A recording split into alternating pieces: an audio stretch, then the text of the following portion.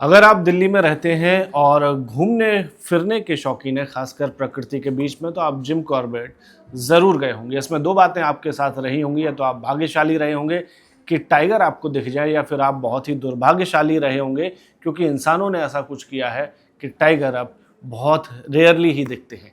लेकिन कहीं किसी की चेतना में, किसी के मन में ये ख्याल आया कि क्यों ना फिर से इसकी रिवाइल्डिंग की जाए और फिर से एक बढ़िया सा जंगल तैयार किया जाए, एक बढ़िया सा माहौल तैयार किया जाए जिसमें बहुत सारे वाइल्ड लाइफ एनिमल, न सिर्फ टाइगर, इसमें रह सकें और उनकी लगातार बढ़ोतरी हो सके। इसमें भारत भी काम कर रहा है, लेकिन ऐसे लोग बहुत कम हैं जो इसको पर्सनली लेकर इसमें बहुत सारा अपना एफर्ट दे रहे हैं, अपना टाइम दे रहे हैं। और ऐसी ही एक शख्सियत हमारे साथ हैं, अभिषेक रे। बहुत बहुत स्वागत है आपका। आपने बहुत अच्छा काम कर रहे हैं और उसके साथ ही आपने जो अवार्ड्स अभी जीते हैं, अमेजिंग इंडिया या फोर्ब्स, इन सभी के लिए आपको बहुत बहुत शुभकामनाएं। अभिषेक, सबसे पहले आप अपने बारे में थोड़ा सा हमें बता दीजिए ब्रीफ में, जो आपकी इतनी लंबी जर्नी है जो कि मिनटों में नहीं समेट सकती, उसके बारे में थोड़ा सा निचोड़ आप हमें दे दें। संक्षिप्त में पूरी जर्नी का निचोड़ ये है कि by profession I am a professional Bollywood music composer and singer. Paan Singh Tomar, I am Kalam, welcome back, शागिर्द, हासिल, ये सारी ज़िंदगी, ऐसे बहुत सारी फिल्मों का मैंने म्यूज़िक किया है जो मेरा पेशा है। और बहुत सी फिल्मों में गाया भी है मैंने। और जो भी थोड़ी बहुत पूंजी मैंने अर्जित की थी अपने पेशे से, उसका निवेश मैंने किया in buying a completely barren agricultural hill in the Corbett landscape. तो एक बंजर पहाड़ी थी जो एकदम टकली थी, उस पर पेड़ पौधे नहीं थे क्योंकि लोग उस पर कट एंड बर्न एग्रीकल्चर कर रहे थे। तो कट एंड बर्न एग्रीकल्चर से होता ये कि जो सॉइल की फर्टिलिटी है और उसकी मॉइस्चर ग्रेडियंट है वो बहुत कम हो जाता है वक्त के साथ। तो मैंने सोचा कि इस ज़मीन पे, क्योंकि बाघ के पंजे है, बाघ वहाँ पे चल के जाता था। बचपन से ही 14 साल की उम्र से मैं सरकारी बाघ गणना में भाग लेता हूँ। So I am a government bonafide tiger and leopard tracker. अलग अलग नेशनल पार्क्स में कई बार मेरी पोस्टिंग हुई है बाघ गणना के लिए। तो बाघ के पंजों को पहचानने की एक रुचि बचपन से है। तो जब मैंने इस ज़मीन पे बाघ के पंजे देखे और देखे कि यहाँ पे मैन एनिमल कॉन्फ्लिक्ट बहुत ज़्यादा है, क्योंकि आप बाघ को ये नहीं समझा सकते कि आप सिर्फ हिरण खाओगे और आप गाय को नहीं खाओगे जी। उसी तरह से हिरण को आप ये नहीं सिखा सकते कि आप सिर्फ घास खाओगे और आप धान नहीं खाओगे। तो घने जंगल के बीच में कभी भी अगर एग्रीकल्चर होता है तो एक मैन एनिमल कॉन्फ्लिक्ट जोन बन ही जाता है वो। तो ये ज़मीन चीख चीख के पुकार रही थी कि मुझे वापस जंगल को लौटा दिया जाए। तो मैंने सोचा कि इस ज़िंदगी में कुछ ऐसा काम करने का मेरा हमेशा से मन था कि मैं अपना एक हैबिटेट बनवाऊँ। और मैंने उस ज़मीन को एक्वायर करके उसमें जंगल बसाना शुरू किया। करीब 4,500 पेड़ लगाए, वाटर बॉडीज़ बनाए, क्योंकि आज के डेट में पानी एक बहुत बड़ा मसला है। जंगली जानवरों को पानी नहीं मिलता है, क्योंकि जहाँ भी पानी का स्रोत है या नदी है उसके आसपास इंसान बसे हुए हैं। We have monopolised all fresh water on planet earth. तो कई बार ऐसा होता है कि जानवरों को 30, 40, 50 किलोमीटर ट्रैक करके जाना पड़ता है एक घूंट पानी के लिए। कॉर्बेट में मैं देखता हूँ कि हाथी के बच्चे कई बार बेहोश होकर गिर जाते हैं गर्मियों के दिनों में, क्योंकि उनको पर्याप्त पानी नहीं मिल पाता है। वो पानी तक पहुँचने की कोशिश करते, कोसी नदी तक जाने की कोशिश करते, बीच में रिजॉर्ट से बीच में दीवारें हैं, उसको हाथी तोड़ के जाने जाता है। तो आप बोलते हो कि हाथी पागल हो गया। अब ये भी देखते हो कि तेंदुए, टाइगर्स जो हैं आए दिन कुएं में गिर जाते हैं और मीडिया रिपोर्ट करता है कि लेपर्ड कुएं में गिर गया। लोग खाट वाट डाल के उसको रेस्क्यू करते हैं, लेकिन हम ये बात समझ नहीं पाते कि कुएं में गिर क्यों रहा है। वो हमसे 7 गुना बेहतर देखता है रात के अंधेरे में। तो कुएं में गिरने वाला बेवकूफ़ जानवर है नहीं। वो एक घूंट पानी के लिए इतना मोहताज हो जाता है कि एक घूंट पानी के लिए वो छलांग मार देता है कुएं में पानी पीने के लिए। उसके बाद वो वहाँ से निकल नहीं पाता है। तो दरअसल कहानी ये होती है। तो सीताबनी में सबसे पहले मैंने वाटर बॉडीज़ बनाए, because water is a magnet for wildlife. So you do 1% for nature, nature does 99% on our own. तो तालाब मैंने जब बनाए तो उसमें मेढक, मछलियाँ, जुगनू अपने आप आ गए। उसमें हिरण आने लग गए पानी पीने, सांप, बिच्छू, everything used to come and drink water from there. तो मेरे लिए कितना बड़ा एरिया होगा?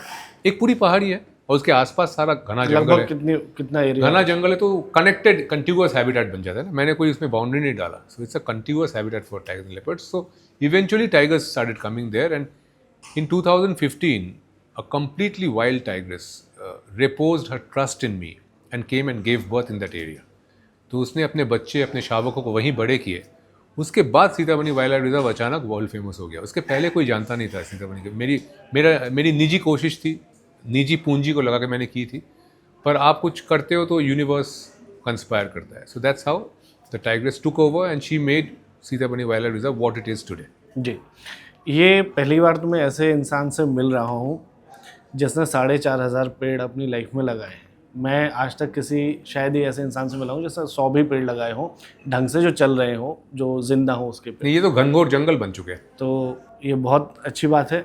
दूसरा ये आपने स्टोरी बताई जो एक टाइग्रेस ने आप पर ट्रस्ट किया, ये कैसे, ये इसकी क्या कहानी है? इसकी कहानी है कि देखिए बरसात के दिनों में ना कई बार जब मैं सीतामढ़ी जाता हूँ तो मेरा शेड्यूल रहता है कि बॉम्बे में रिकॉर्डिंग खत्म किया मैंने, अगले दिन सुबह की मैंने फ़्लाइट ली, दिल्ली पहुँचा, मेरे माँ बाप दिल्ली रहते हैं, उनके साथ मैंने लंच किया और लंच के पश्चात मैं गाड़ी लेके निकल जाता हूँ उत्तराखंड के लिए. So by the time I reach Corbett landscape it becomes late at night. So बरसात के दिनों में एक नदी उफान पे आ जाती है, जो नदी मेरे प्रॉपर्टी में से बहती है, तो रास्ते को काट देती है वो नदी, तो आप गाड़ी लेके नहीं जा सकते. तो मेरा बैकपैक होता है पीठ पे और मैं पैदल नदी क्रॉस करके अपनी ज़मीन तक पहुंचता हूँ. ये किस साल की बात है? ये आप मान के चलिए 2012, 13, 14 हर साल ये हुआ. आप मतलब देर रात अंधेरे में पैदल जाते हैं? हाँ बिल्कुल, मैं बाघ गणना करने वाला आदमी हूँ. मैं लठ लेके टाइगर गिन चुका हूँ, 200-300 टाइगर मैंने लठ लेके देखे ज़िंदगी में. तो हमारे भारतवर्ष में बाघ गणना ऐसे ही हुआ करता है. ये अमेरिका नहीं है कि आँचा पाँचा चॉपर और जीप और ये और वायरलेस कुछ नहीं होता. एक लठ होती है, एक हाथ में एक थैली होती है और आप टाइगर के पीछे पीछे जाते हो. तो वो तो बचपन से आदत है. पर हुआ ये कि मैंने जब नदी क्रॉस की और मैंने कई बार ऐसा देखा कि ऊपर से 2 आंखें चमक रही है टॉर्च में. तो आंखों के सेपरेशन से आप समझ जाते हैं कि ये शख्स है कौन जो नीचे आ रही है. तो वो मुझे देख लेती थी, मैं उसे देख लेता था, हम दोनों रुक जाते थे. उसके बाद वो अपना रुख मोड़ के यूं नीचे आना शुरू कर देती थी. तो मैं मतलब जो रास्ता है उससे जो अलग पगडंडी है मेरी जाने की, उस पगडंडी को छोड़ के वो झाड़ियों में घुस जाती थी. तो मैं अगर यूं ऊपर जा रहा हूँ तो वो मेरे साइड से नीचे आती थी और झाड़ियों में सूखे पत्ते होते तो छप छप छप छप उसके चलने की आवाज़ मुझे आ जाती थी. तो मुझे क्रॉस करके यूं जाके फिर वो नदी पे निकलती थी. जब नदी पे निकलती थी मुड़ के मुझे देखती भी थी, तब मैं ऊपर पहुँच गया हूँ. कि अटैक नहीं करती इस नहीं, दरमियान? कभी भी नहीं. तो शी यूज़ टू रेस्पेक्ट कि मैं भी वहाँ रहता हूँ, वो भी. दैट इज़ को एग्जिस्टेंस. ये कई बार एनकाउंटर हो चुका था? कई बार ऐसा हो चुका था. उसी बाघिन ने फिर 2 साल बाद जाके वहाँ बच्चे दे दिए. तो मैं बोल रहा हूँ भारतवर्ष में जो हम भारतीय जो जिस तरह से जानवरों के साथ पले बड़े होते हैं बचपन से ही ना, हम रास्ते पे भी निकलते तो हमें गाय बछड़े कुत्ते बिल्ली दिख जाते हैं, क्योंकि ये हमारी परंपरा है. हमारे देश में पीपल की भी पूजा होती है, बरगद की भी पूजा होती है, शेर की भी होती है. तो हमारे देश में जैसे गणेश जी की वाहन चूहा है, दुर्गा का वाहन टाइगर है. इससे हम ये कहना चाहते हैं कि चूहे से लेकर टाइगर तक all life forms are worthy of respect. And that is the beauty of India. इस धरती में जो मैजिक है, जो जादू है, वो यही है कि हम इस देश में you name it we have it. Tiger, leopard, lion, snow leopard, now the cheetah, elephant, rhino, 1350 प्रजाति के पंछी है हमारे पास. So you name it we have it. कुदरत ने हमें सब कुछ दिया है.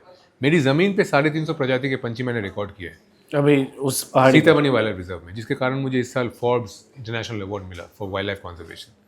तो इस ज़मीन की जादू को समझना बहुत ज़रूरी है. वही जादू है जो मेरे साथ इस टाइग्रेस का रिश्ता हो गया था, एन अनस्पोकन रिश्ता जिसमें कोई लफ्ज़ नहीं है, लेकिन she chose me to give birth. उसको पता था कि ये बेवकूफ़ आदमी यहाँ रहता है, तो उसकी इतनी क्लोज आपका प्रॉक्सिमिटी. वहाँ पर मतलब घर है, हट सब है, कुछ है. क्या है? एक घर है, बंगलो है, लेकिन उसके 100-150 मीटर के अंदर उसने बच्चे दिए. इसका मतलब ये है कि उसने चूज़ किया वो. अब टाइग्रेस जब बच्चे देती है तो सबसे घनघोर जंगलों में जाके वो बच्चे देती है जहाँ पे उसके बच्चे महफूज रहे. वो कभी भी इंसान के आसपास देती नहीं है. तो वाइल्ड लाइफ बहुत समझदार होता है. सबसे पहले वो आपकी नीयत को देखता है. आपकी नीयत देख के जो है वो समझ जाता है कि ये इंसान किस तरह का है. कभी टच करने का मौका मिला? नहीं, वो मिलेगा भी नहीं, क्योंकि मुझे लगता है कि टच करने की जो फितरत है या किसी चीज़ को नामकरण करने की जो फितरत है, वो वाइल्ड एनिमल्स के साथ नहीं करना चाहिए. क्योंकि उनके साथ वो जो सौंदर्य है कि आपको वो देख रही है, वो भी आपको देख रहे हैं, आप जो म्यूचुअल रिस्पेक्ट है, वो सबसे बड़ी बात है. एक दायरा बना रहना चाहिए. उसको मैं दायरा नहीं कहूँगा, उसको मैं कहूँगा एक जिसको कहते हैं ऐसा खूबसूरत रिश्ता जिसमें लफ्ज़ ना हो, जिसमें नामकरण ना हो, जहाँ टचिंग की आवश्यकता ना हो. उसने मुझे चुना, उस ज़मीन को चुना. वो तो पूरे कॉर्बेट नेशनल पार्क में बच्चे दे सकती थी ना. उसका चुनना ही सब कुछ है. और उसका चुनना इतनी बड़ी बात हो गई कि आज आप मुझे बुला के सीतामढ़ी वाइल्ड लाइफ रिजर्व पे आप मुझे इंटरव्यू कर रहे हैं. मुझे स्वाभिमान भारत मुझे मिला, मुझे पीएम मोदी जी से कई एक लंबी फहरिस्त है, मैं गिना नहीं तो सकता. वो सारा श्रेय उसी को जाता है. मैं तो सिर्फ गार्डनर था.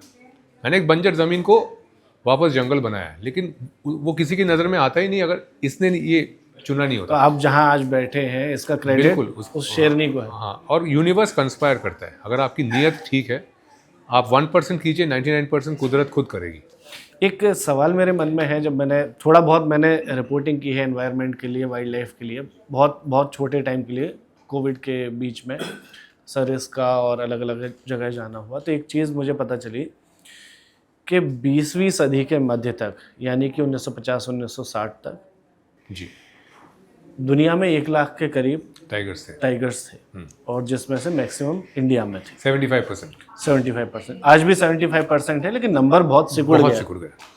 तो ये बीच में ऐसा कौन सा दौर आया, क्योंकि देश भी आज़ाद हो चुका था, या किसी का ध्यान नहीं गया, या इंसानों की गलती रही, या हम लगातार जंगलों के अंदर दखल बनाते रहे, जंगल छोटे होते गए, क्योंकि उनको भी एक जगह चाहिए। इसका मसला है जमीन का। India has almost 17% of the global human population and India has only 2.1% of the planets land area and India has only 4% of the planets fresh water. तो पानी और ज़मीन हमारे पास बहुत किंचित है, और उसमें लोग ठूंसे हुए हैं, ह्यूमन डेंसिटी बहुत ज़्यादा है। Going by that we have actually done a great job of conserving tigers, क्योंकि अगर आप यूरोप को देखिए, शायद वहाँ सबसे बड़ा सिंगल भी नहीं जानवर है। जो यूरोप की ज़मीन पे आज भटकता है वो है लोमड़ी, रेड फॉक्स। रेड फॉक्स के अलावा सब कुछ उन्होंने मार दिया। The same applies to America. जब वो घुसे वहाँ, उन्होंने सारे बाइसन्स मार दिए, सारे वुल्स मार दिए। उस तरह से अगर हम देखा जाए ज़मीन के रेशियो के हिसाब से, इंसान की आबादी जिस तरह से बढ़ रही है, 1 million people we are adding every 4 days net to a limited planet, उसको देखते हुए जितना हम बचा पाए वो भी एक मिरेकल है। पर अगर हमने अपने लैंड वाटर रिसोर्सेज को प्रोटेक्ट नहीं किया, इमीडिएट फ्यूचर में आदमी आदमी को मारेगा। हमारे लिए हमारे लिए पर्याप्त पानी, फर्टिलिटी, क्रॉप्स मिलना ही बड़ा मुश्किल हो जाएगा। So the tiger stands for all that is untamed and untamable, all that is pure. The tiger stands for our fresh water. 70% of India's mighty rivers come out of tiger forest.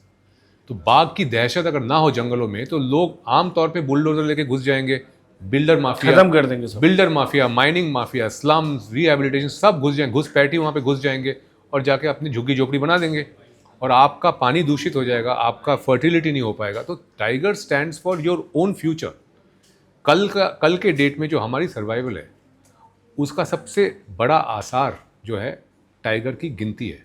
बाघ गणना हम क्यों करते हैं? Not because it's our national animal only, not because it's our pride, because tiger numbers are the greatest indicator of our fresh water, our clean air, और monsoon cycle.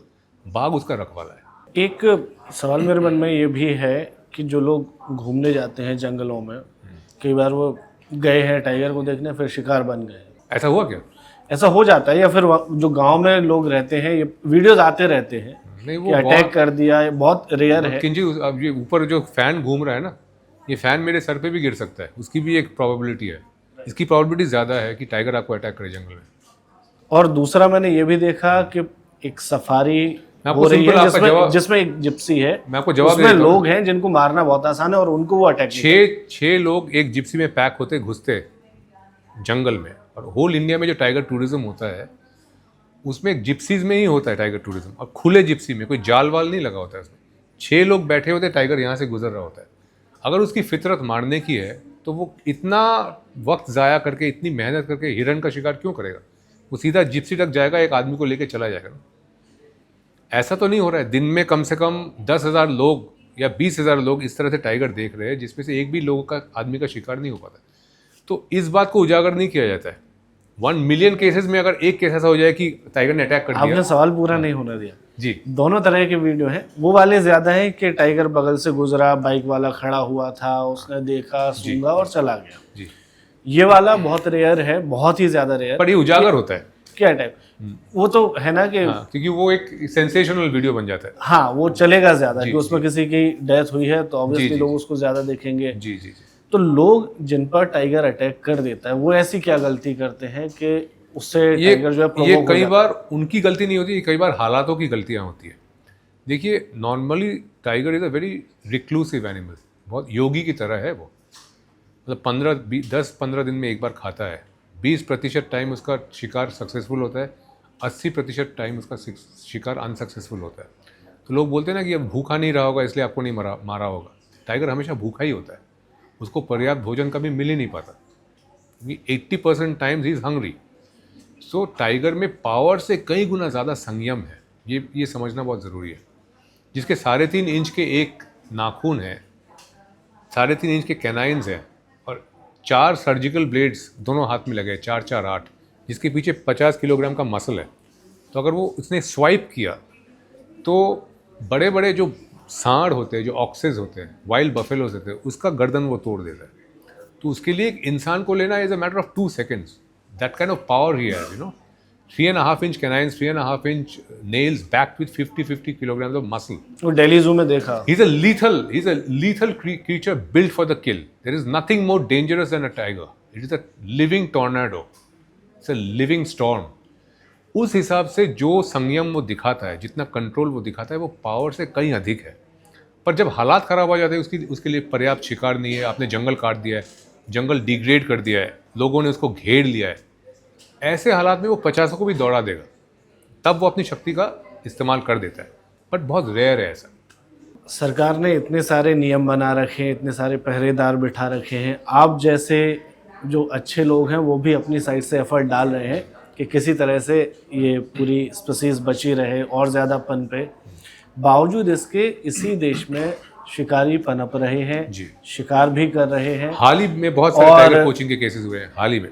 इतनी सारी पहरेदारी, नाकेबंदी के बावजूद ये तस्करी चालू है जी। ये कैसे हो रही है, इसको कौन करने दे रहा है और क्यों बंद नहीं हो सकती? इन सारे सवालों का जवाब मेरी एक नई किताब आई है।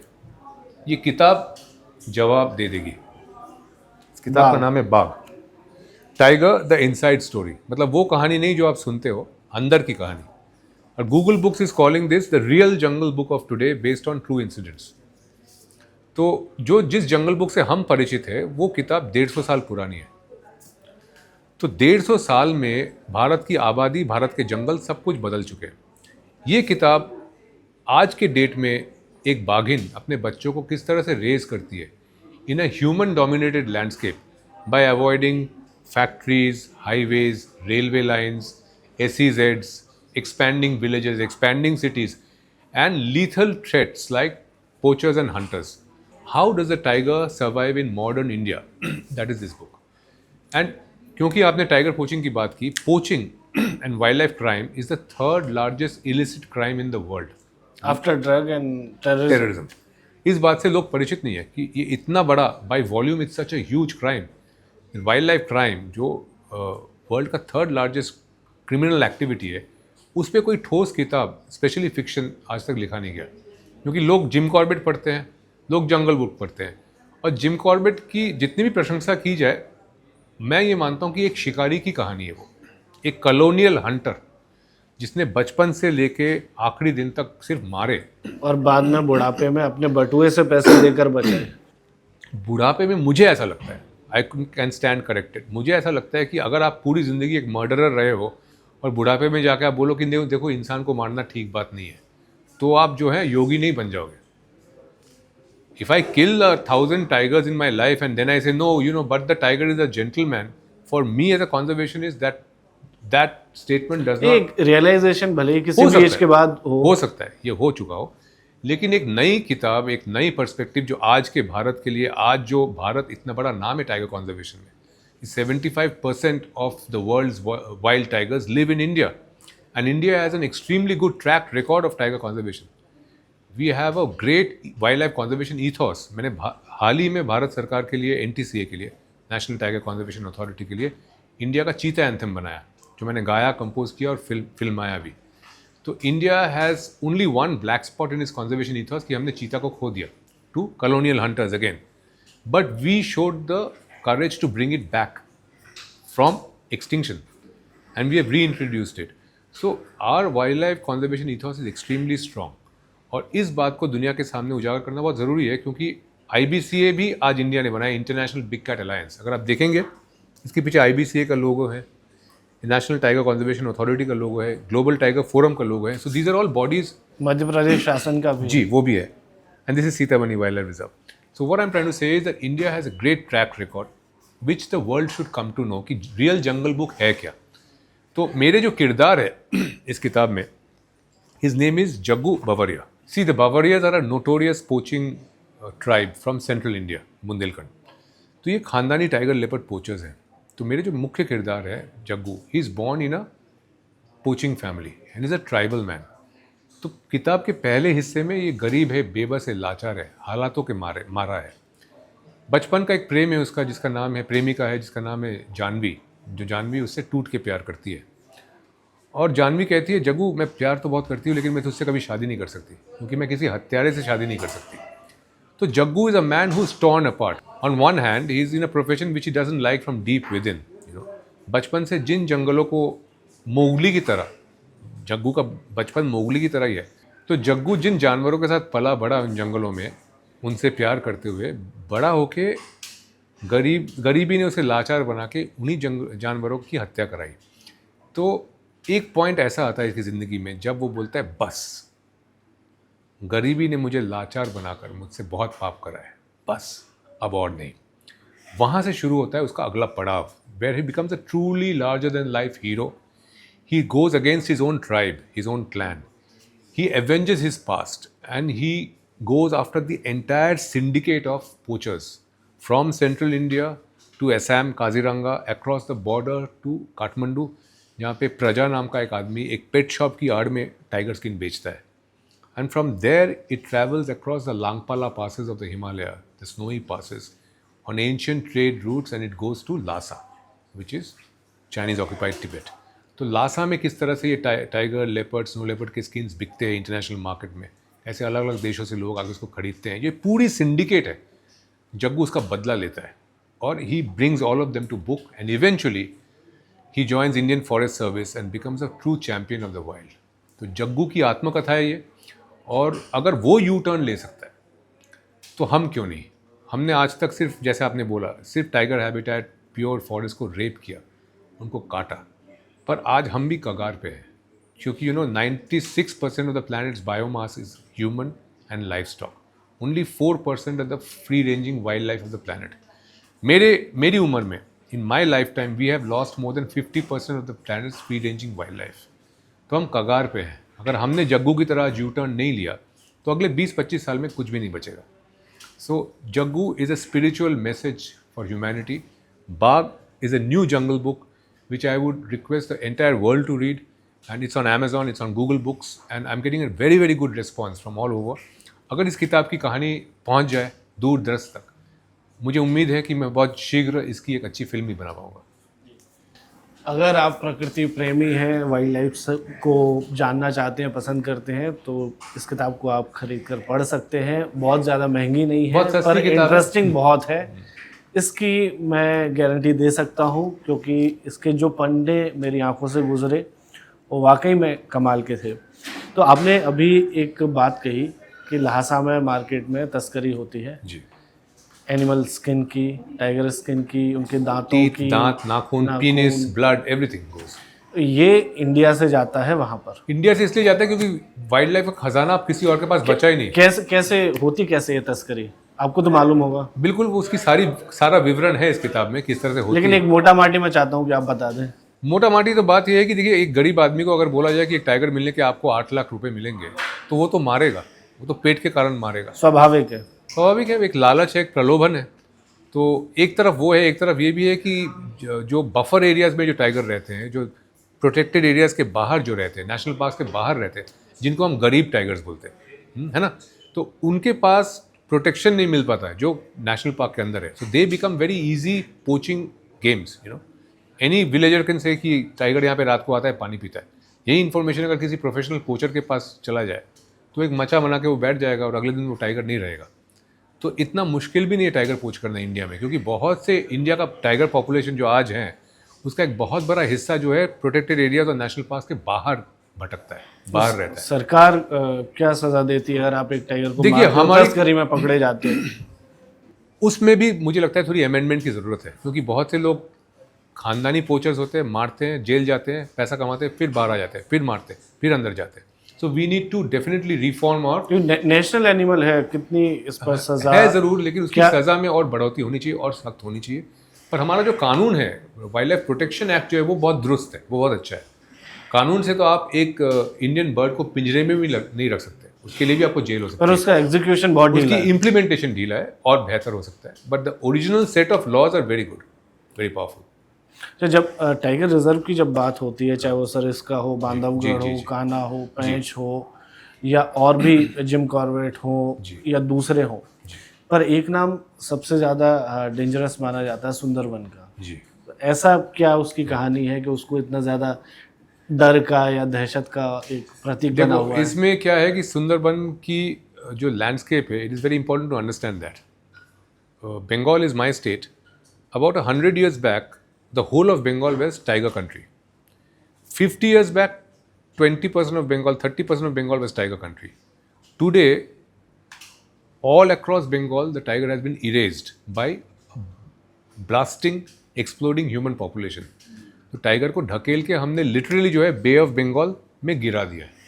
आप इस तरह से देखो इस मामले को तो इधर से कि बिल्डिंग आपने बनते चले हर गए। जगह से इसको ढकेल ढकेल के एकदम कगार पे ले गए हो जहाँ पे आगे सिर्फ समंदर है और कुछ नहीं है। अब ग्लोबल वार्मिंग के कारण समंदर का जो पानी का हिस्सा है वो उठता जा रहा है। सुंदरबन के जो लो लाइंग आइलैंड्स है वो हर साल जो है समंदर उसको क्लेम कर रहा है और ऊपर से ह्यूमन पॉपुलेशन उसको पुश कर रहा है। तो नीचे समंदर, ऊपर ह्यूमंस, बीच में एक छोटे से नैरो से स्ट्रिप में जो है टाइगर्स, रॉयल बंगाल टाइगर जिंदा है। क्या खा के? उसके लिए सुंदरबन में पर्याप्त भोजन नहीं है। सुंदरबन में हिरण की संख्या भी बहुत कम है, चीतल की, और सुंदरबन में because of the marshy area हिरण पकड़ना भी बहुत मुश्किल है, शिकार करना।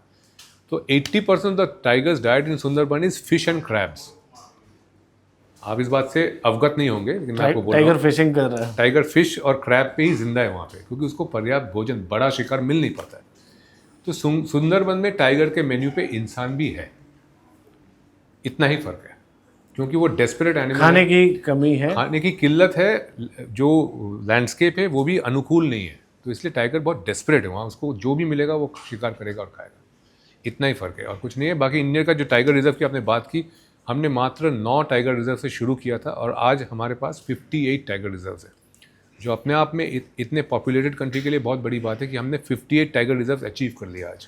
और टाइगर रिजर्व बनाने से आप सिर्फ टाइगर को नहीं बचाते हो, टाइगर के अम्ब्रेला में जो भी जानवर रहते हैं, जैसे हाथी, जैसे लेपर्ड, जैसे अलग अलग स्पीशीज़ के हिरण, पंछी, जो भी वहाँ रहते हैं वो सब बचते हैं। नंबर 2, जो हमारे फ्रेश वाटर रिजर्व है, mighty reverse of India, they all come out of tiger reserves. So by making more and more tiger reserves, we try to bring more area under conservation and protection, which is linked to our own survival. आप 14 साल की उम्र से tiger counting कर रहे हैं जी। और करीब 21 साल का जी। आपको जी। इसमें अनुभव हो गया। जी। सबसे बुरा और सबसे शानदार अनुभव अपना बताइए। मैं ये तो बोलूँगा कि सारे अनुभव जो टाइगर काउंटिंग में आपके सामने हो जाते हैं, आपके साथ होते हैं, वो सारे ही शानदार हैं और सारे ही ऐसे they give you goose bumps, you know memory, when you think about it give you goose bumps, क्योंकि वो शानदार ही होते हैं।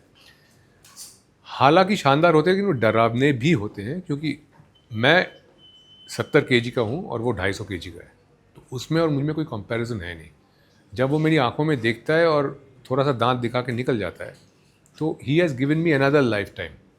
सो all the tigers and leopards that I have met on my foot in this life, this book is dedicated to them, क्योंकि मेरे लिए कितनी बार मिल चुके हैं?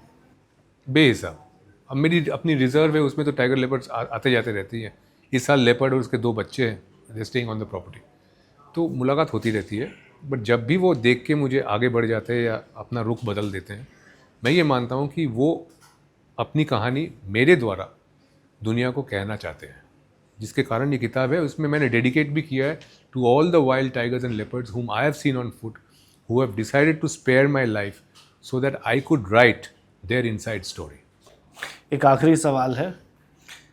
इस देश में अब तो सुप्रीम कोर्ट भी कहने लगा है कि बहुत ज़्यादा कुत्ते बढ़ रहे हैं, उनका स्टरलाइजेशन किया जाना चाहिए, वैक्सीनेशन किया जाए, उनकी पॉपुलेशन रैपिडली बढ़ रही है। टाइगर्स के साथ ऐसा क्यों नहीं है? ये समझना बहुत ज़रूरी है कि ह्यूमन पॉपुलेशन के साथ कुछ कुछ स्पीशीज़ बेनिफिट करते हैं, जैसे कौवे, जैसे कबूतर, जैसे कॉकरोच, जैसे स्ट्रीट डॉग्स, जो हमारे गार्बेज से जिनको बेनिफिट होता है, उनकी पॉपुलेशन बढ़ता है। और जो वाइल्ड पॉपुलेशन है वाइल्ड एनिमल्स के, हमारी बढ़ोतरी से जिनका लैंड, वाटर, सब कुछ हम छीनते जा रहे हैं, उनका पॉपुलेशन गिरता रहता है। ये नेचुरल सी बात है। Some species benefit from us and most species don't benefit from us. So we erase what is wild and untamable and we have a tendency of propagating what is tame. तो इसलिए मैंने आपको बोला ना कि बायोमास की बात मैंने शुरू में ही की थी आपसे। बायोमास का मतलब होता है एक एनिमल का बॉडी वेट कितना होता है। तो 96% of the planet's biomass today is humans and life stock, meaning the animals that we rear to eat, poultry and cause.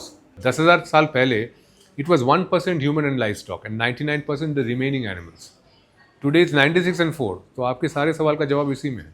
बहुत बहुत शुक्रिया अभिषेक, हमारे साथ जंगल की वो सारी बातें करने के लिए जो अभी तक हमने सिर्फ फिल्मों, वीडियोस या फिर किसी और की ज़ुबानी सुनी थी, जो एक दंत कथाएँ थी। बहुत सारे आज आपने मिथक थे जो दूर किए, और बहुत सारी वो बातें बताई, वो गलतियाँ बताई जो एक आम दर्शक को तब नहीं करनी चाहिए जब वो जंगल के अंदर है।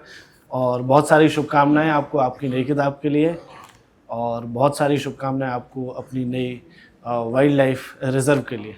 धन्यवाद। Subscribe to One India and never miss an update.